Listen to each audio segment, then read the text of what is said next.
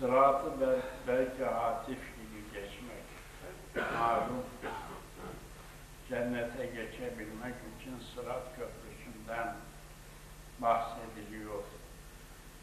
Muhammediye sahibi Muhammed-i Bican da kitabına bunların resimlerini de yapmış. Yunus Emre'm de öyle demiş. Sırat kıldan incedir, kılıçtan keskin. Ben o köprü üzerine binalar yapasım gelir. Amal-i salihâ köprüsü. Burada itikat ve amelimizi mazbut yapacak olursak, o köprü bize inşallah vatan caddeleri kadar geniş olur.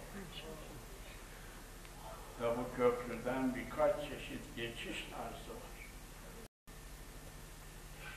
İnsanlar yürüye yürüye, insanlar bir bineğin üzerinde bir tane, bir bineğin üzerinde 2 tane, 3 tane, 10 kişi bir bineğin üzerinde.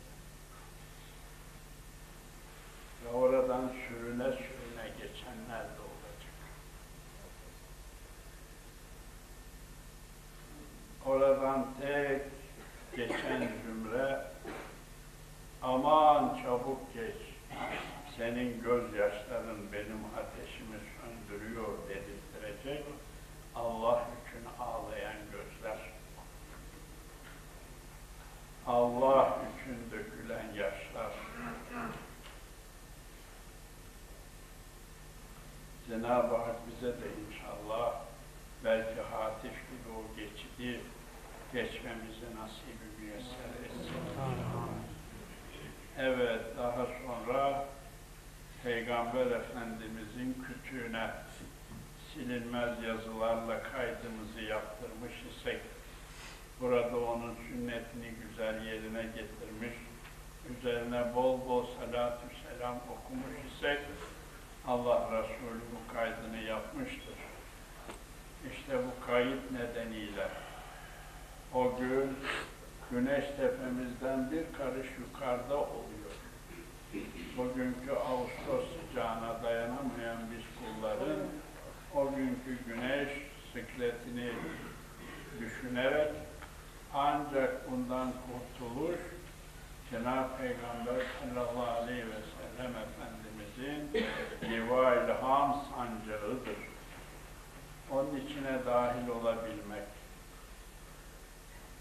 Elhamdülillah, büyüklerimizden Allah razı olsun. Büyüklerimizin himmetleri üzerlerimizde daim olsun. Bize bu güzel kaideleri tebliğ etmişler. En azından Peygamber Efendimiz'e özel olarak her gün 100 adet salavat-ı şerife okumayı tavsiye etmişler. Biz de okumaya çalışıyoruz. Onların dediklerini yapmaya gayret ediyoruz. Neticede inşallah bunların semeresini burada gördüğümüz gibi, burada huzurumuzu elde ettiğimiz gibi ahirette